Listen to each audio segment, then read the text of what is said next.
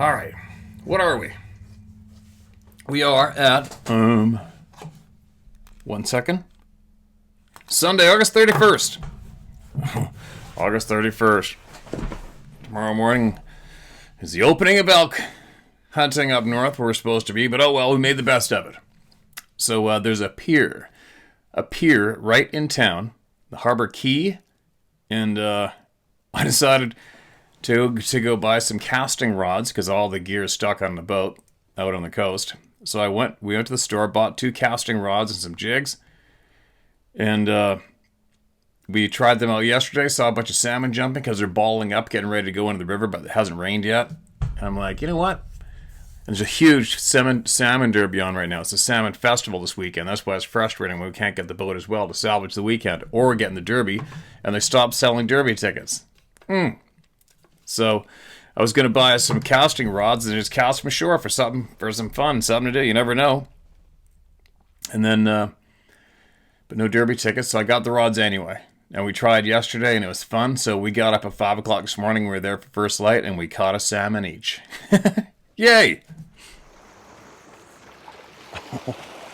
We're definitely far enough out. We just it's got to be the right timing eventually, right?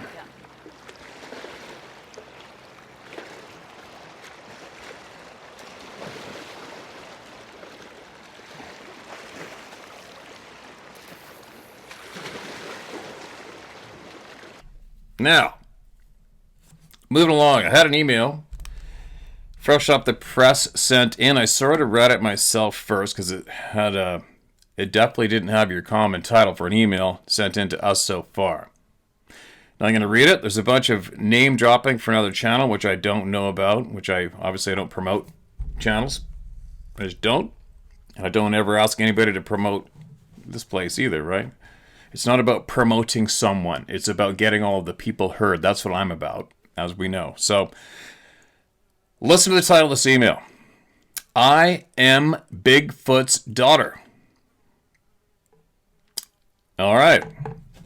I just had to move the microphone. All right. Hold on a minute here. All good? Let me do this again.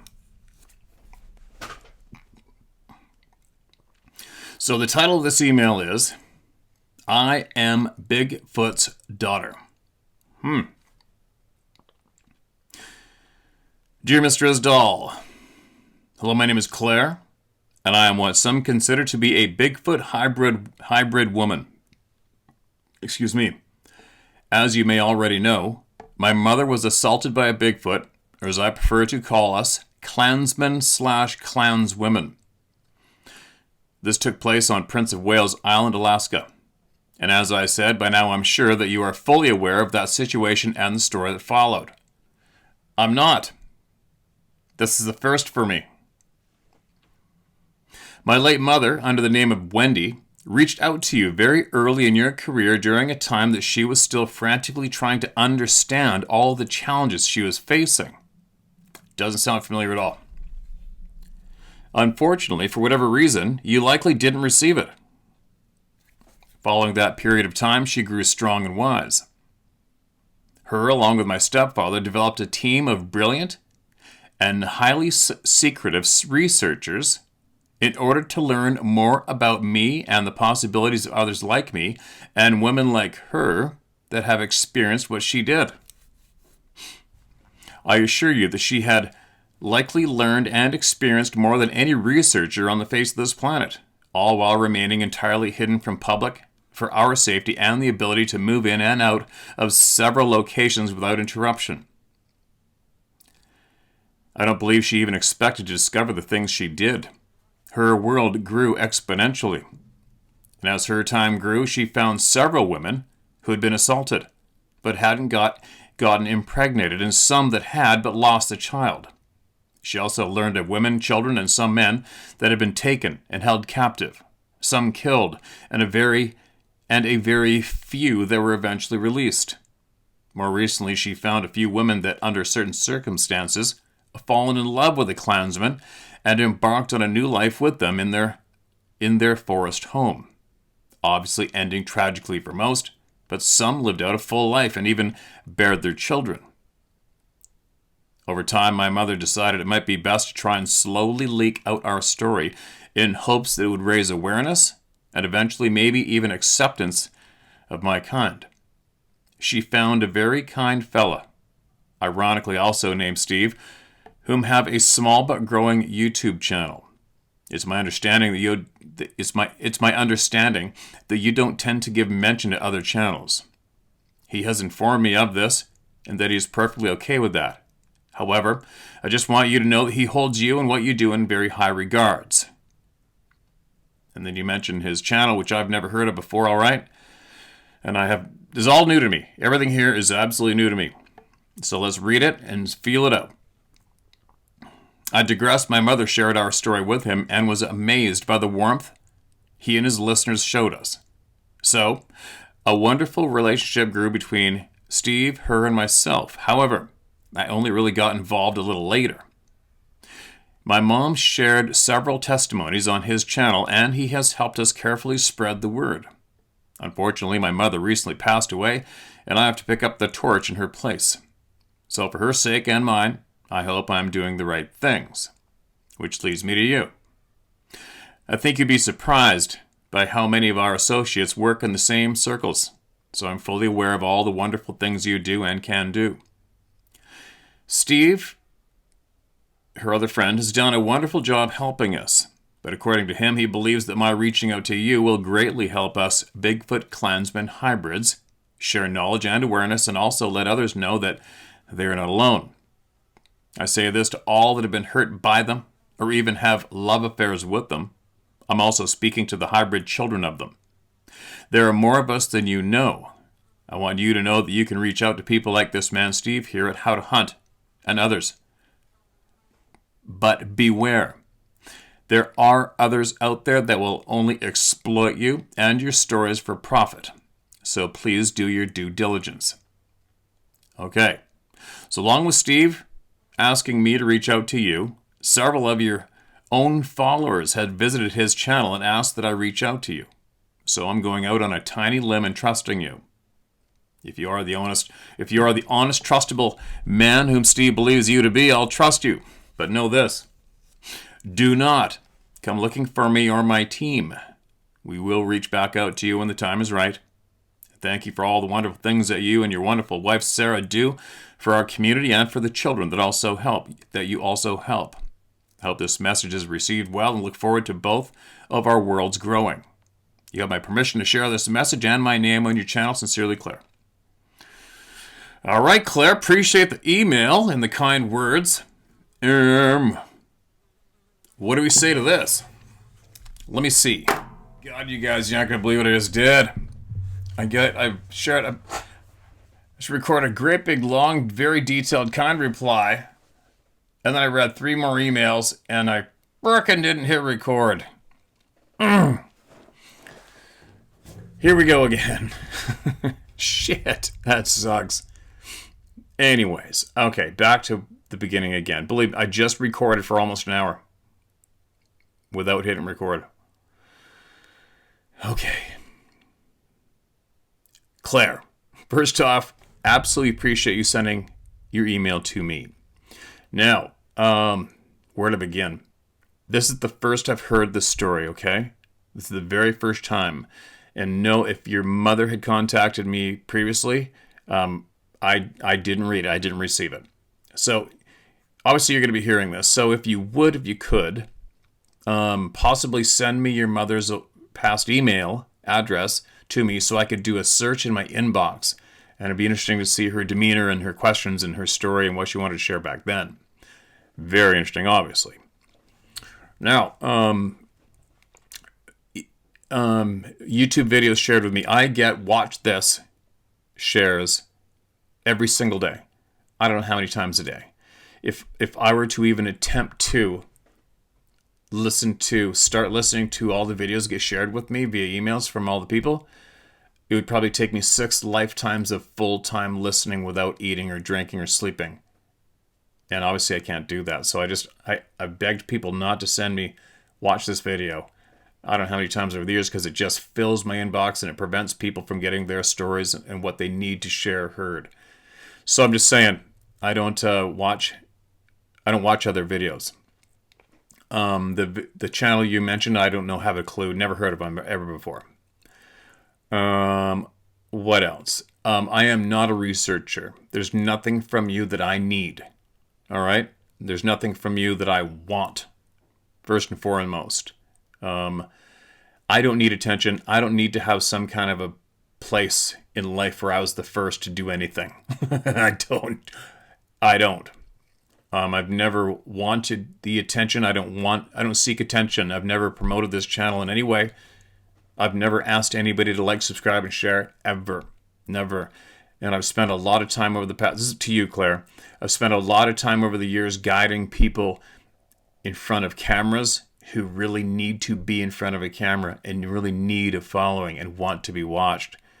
I've come across people who have come to me, only find out later they saw me as an opportunity to help them get more exposure. What I'm saying is, I don't mix with those people at all. I don't want those people in my life. Teach their own, whatever you need, but don't come to me for that. There's nothing there for me. Just so you know, Claire. Now, you are the first person to ever get a hold of me after I've received easily over 30,000 emails altogether in all my inboxes, okay? In the past 6 years, you guys? 6? And I've never had anyone email me and claim to be the offspring of a union between any human with a Sasquatch or a Sabe person, Clansman, Clanswoman person ever before. You're the first one. Never heard of this before in my life. I can tell you everything that I do know and that I've heard. And keep in mind, we're sitting at a coffee table right now. This is my big worldwide coffee table where nothing's rehearsed. I don't practice saying anything. There's nothing phony. There's nothing thought ahead of how to deliver it. So it can be a little awkward sometimes when I deliver to the camera here, okay? Because we're sitting at the coffee table and this is my honest reaction. And I hope I can make sense with my replies. And I hope first and foremost I get my delivery to you is going to be with absolute respect, privacy, the request, and there's nothing I want from you. Okay? I'm not a researcher. I'm not in competition with anyone. I'm not in a race. There's nothing I need from these people. Clansmen, Clanswomen, there's nothing I need from them. Offered up truth. If any of these people want to offer up any kind of knowledge with me, I'm all about that if they offer it up. But anyway, so I'm going to get off track here. I'm looking at the past history of what I know of possible assaults, unions. This is all I know to date. I know of one comes to mind was the female in Russia who allegedly somehow came under the control of a remote village in Russia somewhere. There was even a name for her, and she allegedly had living offspring as well. And apparently she killed a bunch of her offspring by accident, and allegedly a bunch of her offspring were, quote, fathered by numerous men of the community, end quote. Those dirty bastards, right? But anyway, allegedly she killed some of her offspring by accident by bathing them in the icy river. Anyway, I know that story. We've heard that one before. I've also heard of a native woman who was taken.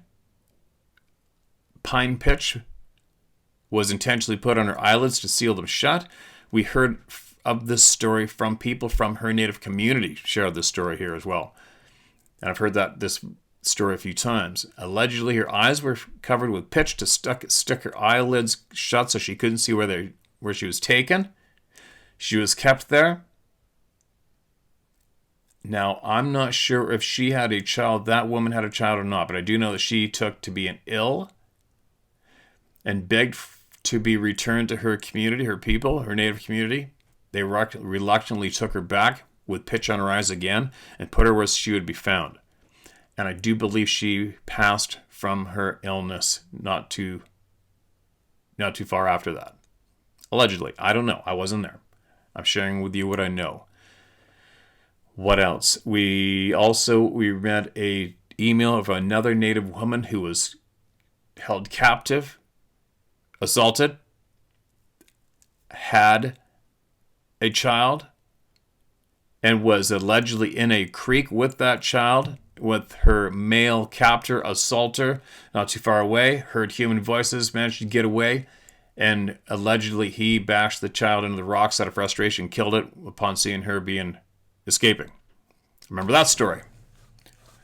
What else? The only other things I've semi-heard about, I mean, obviously, Albert Ostman was kidnapped in British Columbia. I believe that to be absolutely true. And that was not too far away from where I've ran around in the woods near where I lived the last 18 years in mainland British Columbia. I believe that to be true. What else? I mean, it's kind of an awkward thing for people to hear, but this is all real talk at the coffee table. Allegedly, more than a few times, we've had couples write into us. They were having their private time, a fun time out in the woods, somewhere private, on their picnic blanket, doing what people do, and noticed a large, hairy, human-like male, which is obviously male because it was obviously, by visual evidence, sexually aroused watching them. For that, I've heard of allegedly these Clansmen allegedly assaulting horses. I find that hard to believe myself, but allegedly it's true. I don't know. I wasn't there. Haven't seen the evidence of that. But some people who have studied this topic a lot have assured me it's true. I don't know. I put that on a shelf up here in case I hear some kind of a pattern or see a pattern myself to mesh up with it. And then for me on my ride, I'll take it as valid or not. But that's up to me. Doesn't matter what I believe. Anyway, I'm just trying to let you know the history of what I know of what you're claiming to be and maybe happening, may have happened. So the questions are numerous, very, very numerous questions, obviously. I don't know you. I don't know if this is legitimate. I haven't a clue. Don't know you. Sounds very, very interesting. I believe people before I don't in life. That's how I carry myself. I'm no dummy. So what would I ask you? What would I be curious about? I would be curious about how...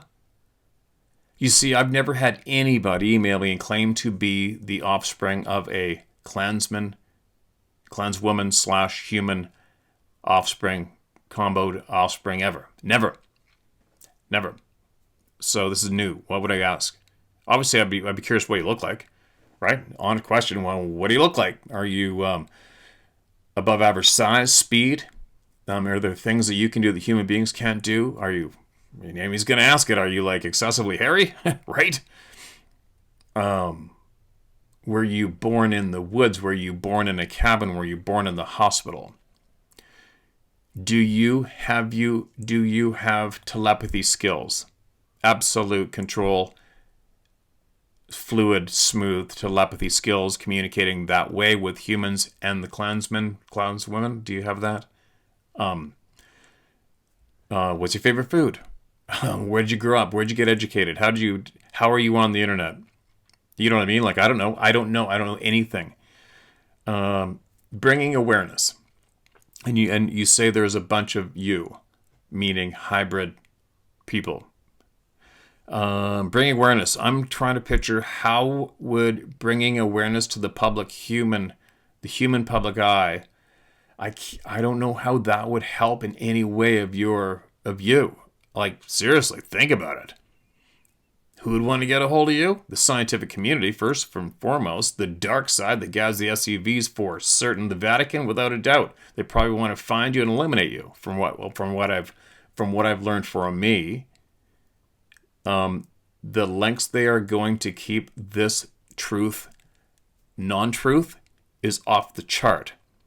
I'm always nonstop taken back at the effort that is put forward to keep these facts unacknowledged publicly is huge.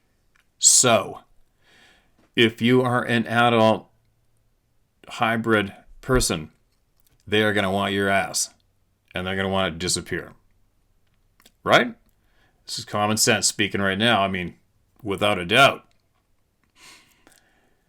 So if you could beat them to the punch going through someone like me and this other friend of yours, in a way, beat them to the punch in a way, make it hard to disappear, if you even manage to do that, how would you be helping yourself or other people like you? How would that help you? Because right now, as far as I'm concerned, from what I have learned, without a doubt, the Clansmen, Clanswomen do not need anything from us.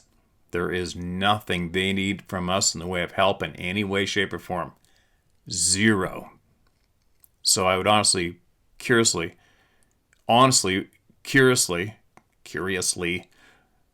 I am very curious to know how you believe spreading awareness would help. I get it. Okay, so you want to help. Allegedly, there is a lot of other hybrid people. Where are they? Are they mixed in population? Which is hard to imagine. But you want to bring awareness to help them. I can see that motivation. If there's a bunch of you, and you know there is, allegedly, I don't know. Again, I don't know. I'm just talking honestly, with respect. First and foremost, respect. How would bringing awareness to human beings help these people in any way? I don't know. That's a tough one for me to guess. You're gonna have to, you'll have to fill me in on that. Yeah. The questions are endless. You imagine, now if this is all legitimate, do you realize how many people in the global scientific community would want to get a chunk of you? Right? Just North America, how many so-called researchers would do anything to get a hold of you? Or anybody like you? Right? Think about that one. Are they watching my channel? Absolutely they are. Absolutely there is some absolute dark, dirty, filthy, sleazy pieces of shit on my channel nonstop, monitoring what's coming forward. Without a doubt. Obviously. Now, what's next? Yeah, I don't know. Send me an email back, Claire, and let me know, if you could, answer some questions for me. Where were you born? How were you raised? What's your appearance like? I mean, I don't expect you to send me a photo, but describe your appearance. Tell me what skills you have. You know? Did you ever have are there bright balls of light, intelligent, maneuvering with intelligence, bright balls of light associated with you in your life? That'd be another question I'd have. Is there a possibility that maybe you know of some type of being, craft, that may come from that direction that are seeking out your relatives? That'd be a question I'd have. Do you know of human beings that are successfully seeking out and finding your relatives to harm them in any way? That'd be a big question for me as well. I got a pile of questions, Claire. But anyway, I'm sure you have enough so far to work with. So, if not come looking for you, there is nothing from you that I want. There's nothing from you that I need. Knowledge would be absolutely appreciated. If you have knowledge you'd like to share, I would be absolutely appreciative of that. If you have knowledge to share, for sure. Do I need it? Nope. I need to help people share their truth in a safe place. I need those people to live life fairly with the way they need. I need people to have a fair crack at living life to their max, especially my like-minded outdoors, real world people. I need them to have their confidence given back to them. I need to have their fair crack at living a fulfilled life given back to them. I need that. So I guess that's where knowledge helps with that. I need hungry kids fed, you know, and I also need to expose dirty, filthy sons of bitches. So there you go. That's me in a nutshell. Here, okay? That's what I need. Anything on top of that's just a bonus. So if you coming forward and sharing a bunch of knowledge with me, that's going to be a huge bonus. For sure. If I can help you, or in any way, drop it on me. I'll see what I can do. I think right now, though, I'd be more concerned about your safety than anything if what you're sharing is absolutely true. So there. Fill me in. Fill me in with whatever questions I just bumbled out. Go through them and see what questions you can answer and email me back with some answers. That'd be great. And then we'll take it from there. Okay? So I appreciate you coming forward. Be very, very interesting if this is legitimate. What's my gut telling me? I got a big question mark. I don't know. Haven't a clue. I got to hear back from you again. All right? And there you go, you guys. We're at the coffee table together. I hope I addressed that email the best way I could. Right? I'm sure people are going to go, why didn't you ask this? Why didn't you ask that? I don't know. We'll see what comes, right, you guys? We'll see what comes. I've never had somebody contact me ever before claiming to be in this position as Claire. Ever. Now, moving along. We'll see what comes. Okay. You have to mark this as read again. Read twice now. Bigfoot Stories, the title of the next email. My father and I were catfishing in New River in southern West Virginia in 1993. I was 13 years old, and we was in a John boat about 75 feet off the bank out in the main channel, and it was about 1 a.m. We could see our camp on the riverbank. We'd been hearing rocks roll down the mountainside off and on during the night, which isn't unusual except for the amount of rocks that we heard. It was on a Wednesday night during the summer. There are usually a handful of people there on the weekend, but it's a ghost town during the week. We were the only ones on the river that night for miles in either direction, and my dad saw someone come down the path on the bank into our camp on the bank. He thought someone was trying to mess with our stuff, so he hollered out, "Hey!" The thing looked up and started wading out into the river toward us. That's when I heard my dad say, "What's this idiot doing?" Then he said, "That's not a man." He always carried a small snub-nosed Saturday Night Special .38 revolver, and he fired once in the river, and the thing was still slowly making its way into the river. The second shot hit right in front of the thing, and it stopped. I had the spotlight on it, and it was about 25 feet from us, chest deep in the river. The thing I didn't realize then, but I do now, is that it had eye shine. People don't have eye shine. That's what my dad mentioned later when he first realized it wasn't a person. The thing turned around and went back to the camp and up the bank, and it was jet black. We heard a yell a few minutes later as if someone was partying and let out a rebel yell. We stayed on the river until daylight, which my dad never did. Then we went back to camp and started packing up. There were footprints, but we couldn't really see any toes or anything like that, but the ground was fairly hard for the most part. And on the way out, going down the road, there were rocks ranging from basketball size to the size of tires in front and behind in the road where my dad parked. Nowhere else. We've heard stories about Bigfoot on this stretch of river before, but we never knew what to make of them. I learned to swim first and hunt in this area, and I've been back many times, but never had anything like this happen again. I'll send a screenshot with a marker showing the location on the river where we was at. I know the spot well. It's where we always camped. I love all your stories, hunting, Bigfoot and all, and I'm glad I found your channel.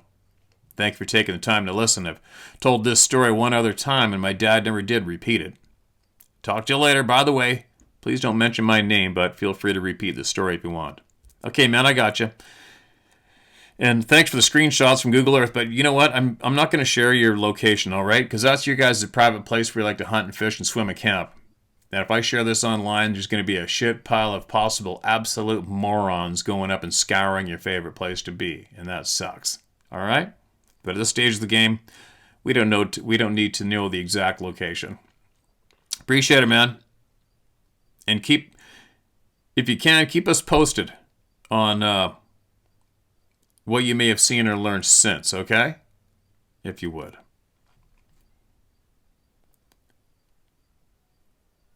Who's next? Who's next in the Club of No Return? Deer hunting experience. Hey, I really enjoy your stories and I have one of my own for you. When I was 23 or so, I'm 54 now, my dad and uncle and I were deer hunting in Northern California, in the Warner Mountains above Alturas. Sounds familiar. May read it. Why is it marked as not read? I've been going up there with them since I was 11 years old and knew the area well. On opening day, I decided I was going to get out early before sunrise and make my way to a spot with a clearing that I thought would be good for sitting when the sun came up. That morning after breakfast, I was on my way in the dark with a flashlight and my rifle, trying to be quiet, but I'm sure alerting every living thing in a mile of my presence. And after I was out there walking a while, I started getting the feeling of being watched. I flashed the light around but saw nothing, but the feeling was strong and was making me feel very uneasy. This kept up for at least 30 minutes, because now I was in a hurry to get to the open area I was heading for. When I finally got to the tree line, the sun was starting to come up, and I went right out in the middle of the meadow, so I could see all around me, but the feeling of not being alone was still there. I kept telling myself it was just a deer, but this was more like when you're standing someplace and somebody's staring at you, and you turn around like, what are you looking at? Like intelligence, not an animal. I know you know what I'm talking about. When you spend a lot of time in the woods, your senses are more alive. So, it was like 30 degrees that morning, so I started walking toward the rim rock so I would be in the sun as it came up. All the while heading up there, the feeling never left me. And I was looking all around the whole time, afraid a mountain lion was stalking me or something. When I reached the top, there was patches of snow on the ground, and in one of the patches there was a footprint of the heel, and at least 6 feet past it was half of the front part of the foot, only these prints were big and wide, and it had 5 big toes. Okay, I read that. Oh well, I have 2 paragraphs from the end.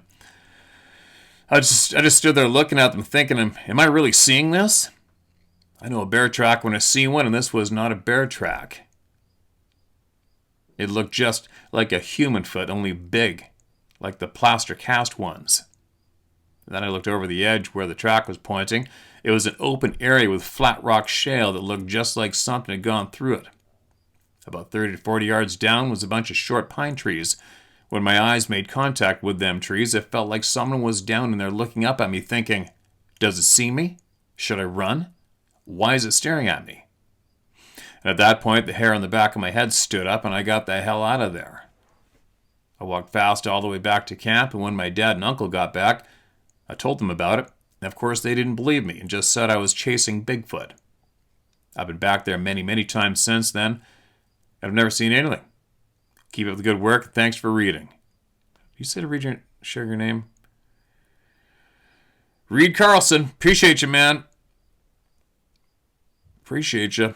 Email me back again sometime if you want. If you're still here hanging out, let us know how you've been making out in your ride. If you learned much more or experienced any more. I'd like to hear that. This next email is titled, Hurting People Hurt People. Steve, I know you'll appreciate this very much. They said, quote, hurt people hurt people. I answered, not all hurt people hurt people. Some spend their lives making sure no one else feels what they did. Some break cycles. Some build safe places. Some turn pain into purpose. Hurt people don't just hurt people. Hurt people heal people too. Nadia Adesi. Thank you for helping hurting people not to hurt. You can share this if you choose. Your friend, Jana.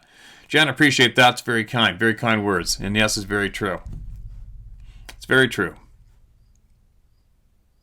Breaking cycles. Gotta love that shit. I'm all about breaking cycles. Who's next? Alright. This is titled read. Hunting Camp Encounters. Hi, Steve. I live in Southwest Washington and do most of my hunting in the high Cascades. Currently 63 years old, and I've been fishing and hunting my whole life, mostly archery, so tracking and reading sign is what I do. I first found footprints back in 1974. But it wasn't until the late 90s in my hunting camp that things started to happen. I've been camping in the same spot since 1990, and to this day, I still spend archery season there. The first encounter up there, the thing came in and peed on the front and back door of my army tent at 3 in the morning. Since then, every encounter aside from seeing the damn thing has happened. Tree knocks so loud they wake you up. Pushing trees over. Hoots. Rocks placed on my kitchenette. Rocks stacked behind camp. Trees jammed into the ground upside down, and occasionally the hairs on the back of my neck area alert me. Something isn't right. One night we packed an elk out and got back to camp a little after 3 in the morning. 20 minutes later we heard the craziest language right outside the tent, which ended with a growl. So far I've found tracks up there 3 times, one of which was about 20 inches long. For what I've witnessed, there is no doubt of its existence. I think I'll write a book. I hate Sasquatch. Thanks for listening. AKA Colby. You can use Colby if you want to tell this. And P.S. So far, 3 in camp have seen it. I don't care to. Keep up the good work. All right. You know what? I'm going to do a search on that email address, Colby, and see if there's other emails from him in here pertaining to those other encounters. See if there's any knowledge in there that we may help some of us here. Knowledge is what we're about. The knowledge, right? It's this one. All right, here's another one. Not marked as red, but it is now. My brother's story. Hi, Steve. You sure are entertaining. Yeah. This incident was relayed to me by my younger brother, who succumbed to cancer at a young age. He was a very strong, athletic, 6'4" guy who wasn't afraid of anything. He was also pretty cynical about things like Bigfoot. He was scrappy like you, and like you, he had a lot of very loyal friends. And I would have loved to watch you two argue the finer points. You would have ended up laughing your head off even as he insulted your intelligence. No doubt. He could be quite a loner at times and would often take off into the mountains by himself, sit by a campfire late into the night, and savor being alone. God, that sounds familiar too. Shit. And one night he decided to get out of town for the weekend and headed up into the timber on the Utah-Wyoming border. The second night, he said he couldn't enjoy himself because he felt uneasy, like someone or something was watching him. So he built up the fire and rolled out his sleeping bag into the back of his old beater Mexico Escape station wagon.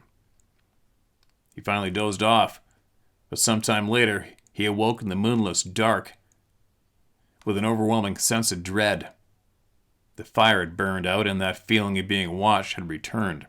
And suddenly some very large and angry animal came screaming out of the dark, flung itself violently against the side of his car, and began beating on the roof and rocking it up on the edge. It didn't take him long to decide he wasn't wanted, and he snaked into the driver's seat, and his powerhouse engine roared to life. He always left the keys in it because he said it looked like nothing someone would want to steal. But it was loaded, and he did a wheelie and sent a cloud of dust flying before he careened off down the tortuously rutted logging road. Many miles away, he finally came to a stop and said he was still trembling like a leaf.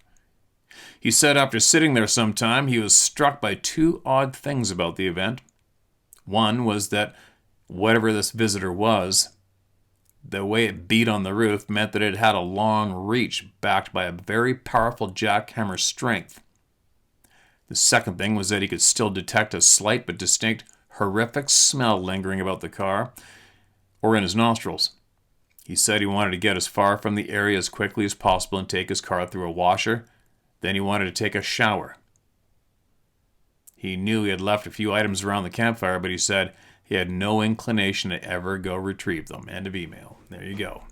How many people have been Had the living piss scared out of him in a vehicle. In a tent, but in a vehicle too, right? Man,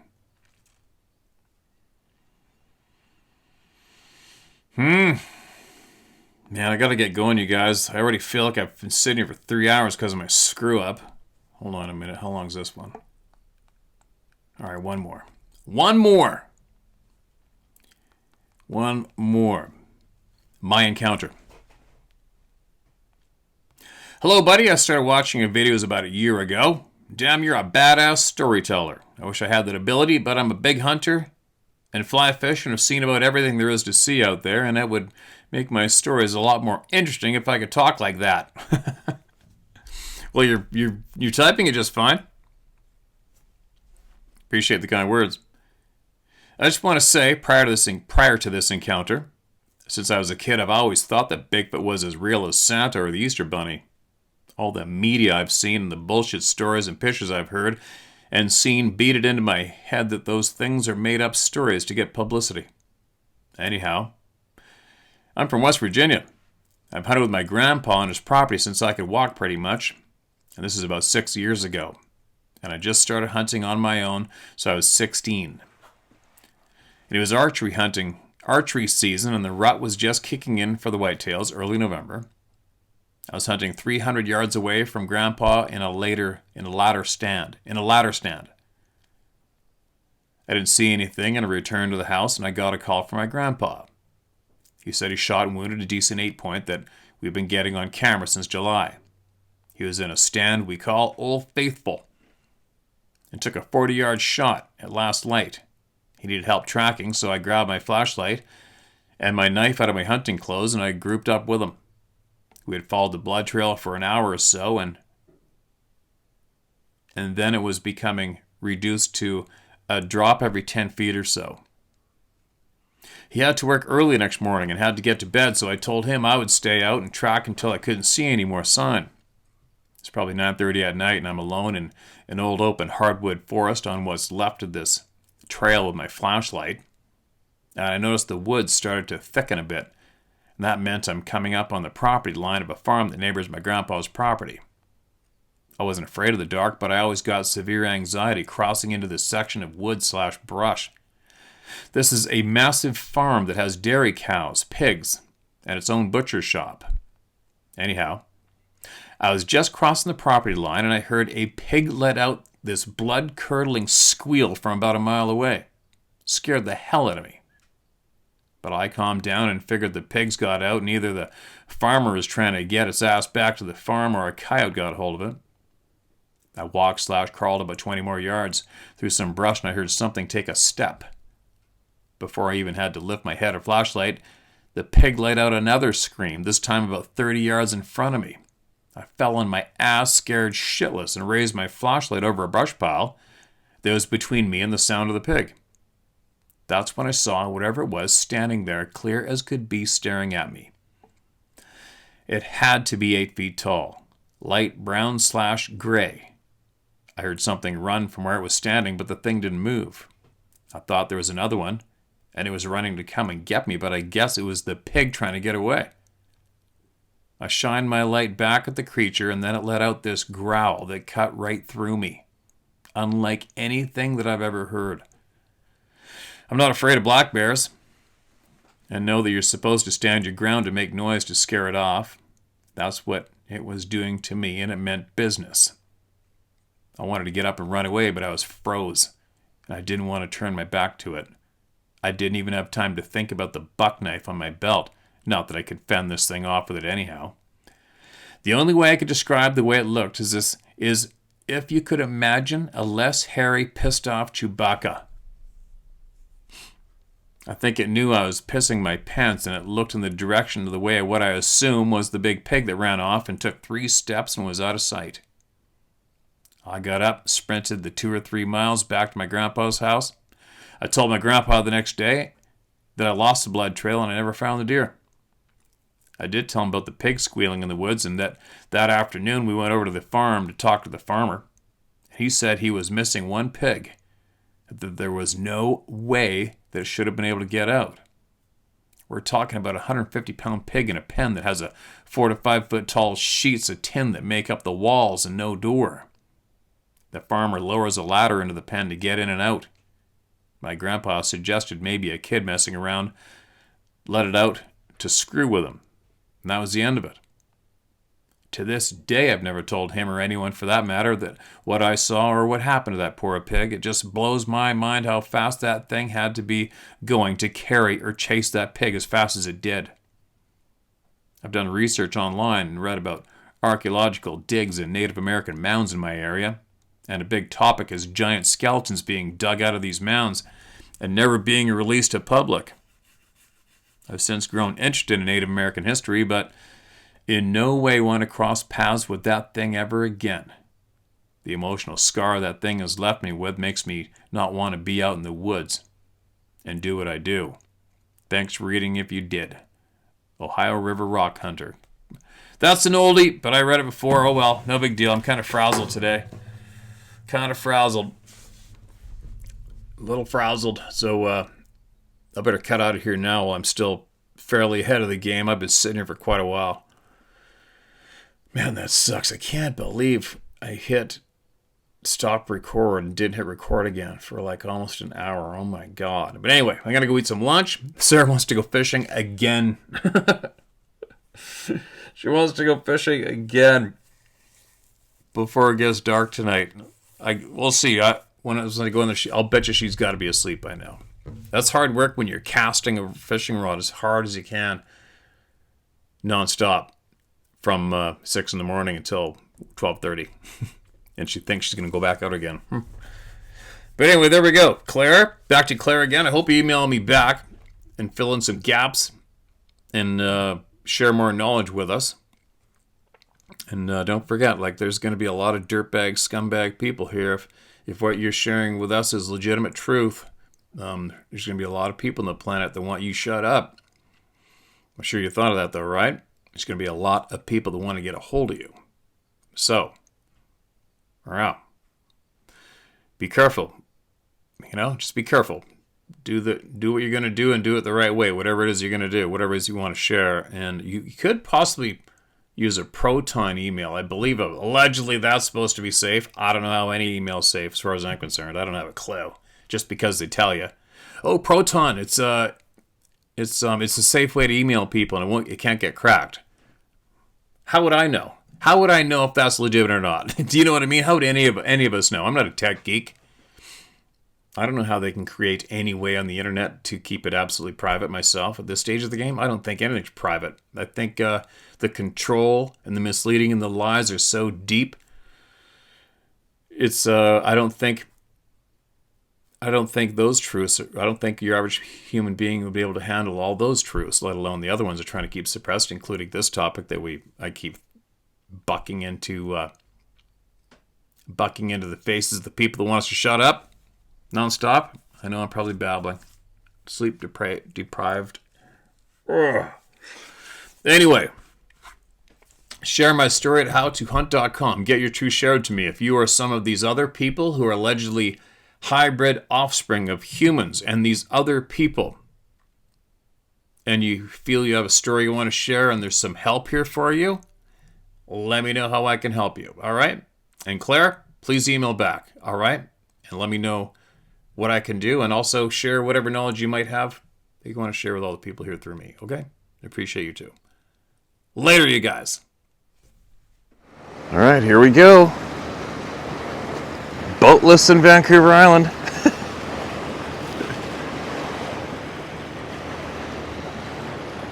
The big fishing derby's on. All the boats are ripping out one after the other. And here's our spot.